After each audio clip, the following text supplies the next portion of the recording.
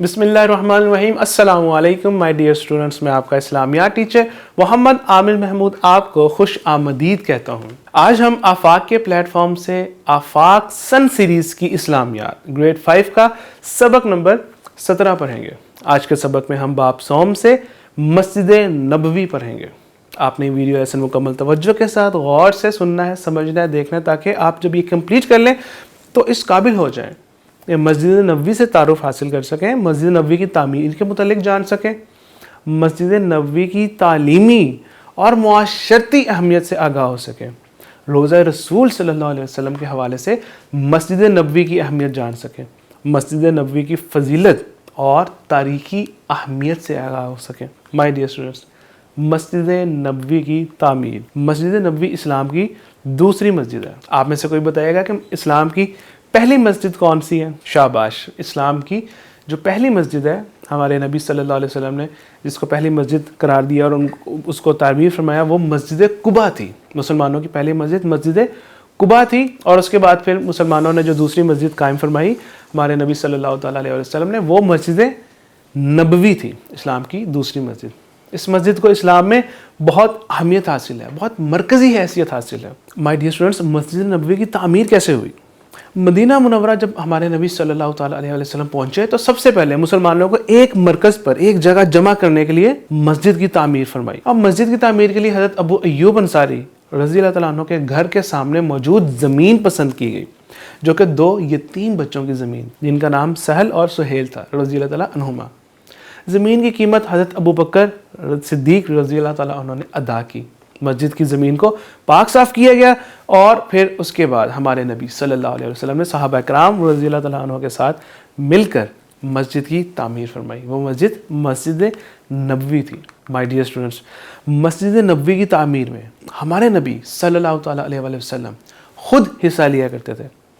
आप सल्लल्लाहु अलैहि वसल्लम पत्थर और ईंटें धोते और साथ फरमाते, अल्लाहुम्मा ला आइशा इल्ला आइशल आखिरा। तर्जुमा, ए अल्लाह, ज़िंदगी तो बस आखिरत की ज़िंदगी है। इसी तरह आगे मज़ीद फरमाया कि बस अंसार और मुहाजिरीन को बख्श दे, यानी कि हिजरत मदीना के बाद जब मुहाजिरीन और अंसार, जो हमने लास्ट लेसन में पढ़ा, उनके लिए दुआ भी फरमाई। फिर माय डियर स्टूडेंट्स, मस्जिद नबवी की तामीर में हमारे नबी सल्लल्लाहु अलैहि वसल्लम सहाबा के साथ मिलकर जोशो खरोश के साथ हिस्सा मिलाते, खुद काम करते उनके साथ। हालांकि आप तो सरदार से और तमाम सहाबा आपकी बहुत इज्जत करते थे कि आपको वो काम ना करने दे, खुद वो सारे काम कर रहे हैं, लेकिन हमारे नबी पूरे जज्बे के साथ और फिर ये अल्फाज अदा करते जाते जब वो तमीर फरमा रहे थे कि अगर हम बैठे रहें और नबी अकरम सल्लल्लाहु अलैहि वसल्लम काम करें तो ये हमारे लिए गुमराही का काम होगा। यानी कि हमारे नबी ने एग्जाम्पल क्रिएट की कि लीडर जो होता है वो खुद भी साथ काम करता है। लीडर सिर्फ ये नहीं है कि सिर्फ हुक्म दे दिया और आराम से बैठ के देख रहा है, बल्कि हमारे नबी ने उनका जो ये उस पर हसना था, इतना अजीम जो उनका अमल, उन्होंने इससे मिसाल कायम की। मस्जिद की दीवारें कच्ची ईंटों और गारे से बनाई गई, छत खजूर के पत्तों और खजूर के जो पत्ते हैं और जो उसकी शाखें हैं, उसकी जो डालियाँ थी, उनके साथ छत जो है वो तामीर की गई। छत का जो ढांचा था वो इस तरीके से बनाया गया। फर्श भी कच्चा था, यानी कि कोई पत्थर वगैरह इस तरह का नहीं था, बल्कि जो ज़मीन होती है जैसे कच्ची वैसे थी, जिस पर रेत और फिर बारीक कंकरियाँ बिछा दी गई ताकि वो थोड़ी लेवल हो जाए। मस्जिद के 3 दरवाजे बनाए गए। मस्जिद के साथ चंद हुजरे बनाए गए, यानी कि हुजरे आप समझेंगे छोटे छोटे कमरे या घर, जहाँ हमारे नबी सल्लल्लाहु अलैहि वसल्लम अपनी अज़वाज, जो उनकी बीवियाँ थी, उनकी जो वाइफ थी, उनके साथ हज़रत अबू अय्यूब अंसारी रज़ी अल्लाह तआला अन्हु के घर से मुंतकिल हो गए। जानने की बात, माय डियर स्टूडेंट्स, हमारे नबी सल्लल्लाहु अलैहि वसल्लम ने जब मस्जिद नबवी तामीर फरमाई तो उस वक्त उसका जो तूल और अर्ज़, जो एक रकबा था, जो उसका डिस्टेंस कह लें या उसका जो एरिया था, वो 30 बाय 35 था मीटर, ये जो उसका एरिया था। और ऊंचाई जो थी 2.5 मीटर थी, जो ऊंचाई थी वो 2.5 मीटर थी। वक्त के साथ साथ इसमें तोसी होती गई, यानी कि भरती गई। और आज सुबहान अल्लाह, अल्लाह ताला आपको भी मदीना मुनव्वरा ले जाए। जब आप जाएंगे आप देखेंगे कि मस्जिद नबवी इतनी वसी है कि आप देखते देखते थक जाएंगे, लेकिन आपको जो शौक़ है, जो ज़ौक़ है, آپ کو وہ مکمل نہیں ہوگا. اور سبحان اللہ, مسجد نبوی کی جو بہاریں ہیں, اللہ تعالیٰ سے دعا کہ اللہ تعالیٰ ہمیں جلد اپنے پیارے حبیب صلی اللہ تعالیٰ علیہ وسلم کے روضے پہ حاضری کی توفیق عطا فرمائے, ہمارے نصیب میں فرمائے, آمین. اس مسجد کی بہت اہمیت ہے my dear students. Masjid Nabawi اسلام کی مقدس ترین مساجد میں سے ہے. اس میں نماز ادا کرنے کا جو ثواب ہے وہ باقی مساجد سے 1000 نمازوں کے برابر زیادہ ہے. یعنی کہ ہمارے نبی صلی اللہ علیہ وسلم نے فرمایا میری اس مسجد میں ایک نماز ادا کرنا مسجد الحرام کے علاوہ دیگر مساجد میں ادا کی گئی 1000 نمازوں سے بہتر ہے. یعنی کہ اگر ہم اپنے محلے کی جو مسجد ہے وہاں نماز ادا کرتے ہیں, لیکن جب ہم وہی نماز مسجد نبوی میں ادا کریں گے تو وہ 1000 گنا اس کا ثواب ہوگا, وہ 1000 گنا بڑھا دی جائے گی, بہتر ہوگی. یہ ہمارے نبی صلی اللہ تعالیٰ علیہ وآلہ وسلم نے فرمایا. ایک اور مقام پر فرمایا کہ جو شخص میری مسجد میں 40 نمازیں اس طرح مسلسل ادا کرے کہ ایک بھی نماز فوت نہ ہو تو اس کے لیے نفاق یعنی منافقت اور آگ سے براءت یعنی چھٹکارا اور عذاب سے نجات لکھ دی جاتی ہے. سبحان اللہ, یہ فضیلت مسجد نبوی کو حاصل ہے. مائی ڈیئر اسٹوڈنٹس, اس مسجد کے جو معاشرتی اہمیت ہے, معاشرے میں جو اس کی اہمیت ہے کہ مسجد نبوی کی حیثیت صرف ایک عبادت گاہ کی نہیں تھی, بلکہ یہ مسلمانوں کی سیاسی, سماجی اور تعلیمی سرگرمیوں کا اہم ترین مرکز تھی.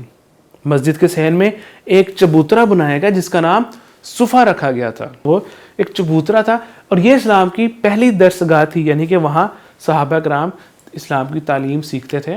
اور اس طریقے سے پھر وقتاً فوقتاً ٹائم کے ساتھ ساتھ ہمارے نبی صلی اللہ علیہ وآلہ وسلم مسلمانوں کو مسجد میں واعظ و نصیحت کرتے, یعنی کہ ان کو ایڈوائز کرتے, ان کو بیان دیتے, اچھی باتیں بتاتے, مسائل سکھاتے.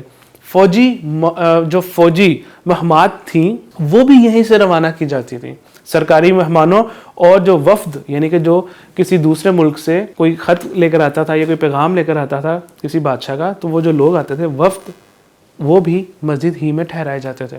سیاسی اور دیگر امور جو معاملات تھے, جو دیگر کام تھے, ان کے متعلق فیصلوں کے لیے بھی مسجد ہی میں اجلاس ہوتا تھا, یعنی کہ لوگ یہیں پہ اکٹھے ہوتے تھے.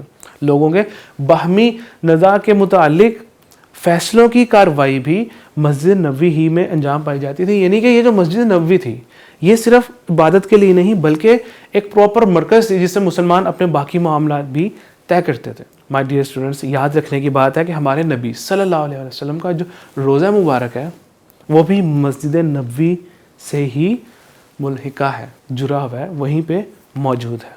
مائی ڈیئر اسٹوڈنٹس, جو صفا کا چبوترا جس کا ابھی ذکر ہوا, مدینہ منورہ میں مسجد نبوی کے شمال مشرقی جانب صفا کا چبوترا تھا. یہ جس کی پکچر آپ دیکھ سکتے ہیں اپنے اسکرین پر. صفا کے لغوی جو معنی ہے وہ صاحبان اور سایہ دار جگہ کے ہیں. یہ اسلام کی اولین یونیورسٹی بھی کہی جاتی ہے اس کو, یعنی کہ جہاں سے اسلام کی تعلیمات کا آغاز ہوا تو یہ پراپر ایک اسلام کی جو یونیورسٹی ہے سب سے پہلی وہ یہ جگہ تھی. یہیں سے اس درسگاہ کے معلم خود ہمارے نبی صلی اللہ تعالیٰ علیہ وآلہ وسلم تھے, اور جو آپ کے اسٹوڈنٹس تھے وہ صحابہ کرام تھے. اس لیے ان کو جنہوں نے اس چبوترے کے پاس یعنی کہ اس درسگاہ میں ہمارے نبی صلی اللہ علیہ وسلم سے تعلیم حاصل کی, ان کو اصحاب صفا بھی کہا جاتا ہے. تو مائی ڈیئر اسٹوڈنٹس, ان کو اصحاب صفا کہا جاتا ہے. اور یہ جو صفا کا مقام تھا, یہ جو صفا یہ صحابہ کرام کے لیے دینی درسگاہ اور روحانی تربیت کا مرکز تھا. آج کے سبق کے اہم نکات. مدینہ منورہ میں تشریف لانے کے بعد ہمارے نبی صلی اللہ تعالیٰ علیہ وآلہ وسلم نے اسلامی ریاست کے قیام اور مسلم معاشرے کی تکمیل کے لیے مختلف اقدامات اٹھائے, جن میں مسجد نبوی کی تعمیر شامل تھی جہاں پہ صحابہ کرام درس لیتے تھے. یہ صرف ایک عبادت کرنے کی جگہ نہیں تھی بلکہ یہاں پہ پراپر صحابہ کرام ہمارے نبی صلی اللہ علیہ وسلم سے تعلیم لیتے تھے. اور جو صفا کا چبوترا تھا وہاں پہ جو صحابہ کرام تعلیم لیتے تھے انہیں ہم اسے اصحاب صفا بھی کہتے ہیں. اور اسی طریقے سے یہاں پہ صرف عبادت نہیں ہوتی تھی بلکہ مسلمانوں کے جو دیگر معاملات ہیں وہ بھی طے پاتے تھے. آج کے سبق سے ریلیونٹ آپ نے یہ ایکٹیویٹی پرفارم کرنی ہے. درست جواب کا آپ نے نشاندہی کرنی ہے, درست پر ٹک, اور جو غلط ہے اس پہ کراس لگانا ہے. اور اس کے بعد آپ نے دیکھنا ہے کہ آپ نے یہی جوابات لگائے ہیں. غلط جوابات پر اپنی اصلاح کیجیے, کوئی مسئلہ نہیں ہے. اور اس کے بعد آپ نے ان سوالات کا جواب دینا ہے تاکہ آج کے سبق میں آپ کی مزید پختگی آئے. جزاک اللہ خیرہ.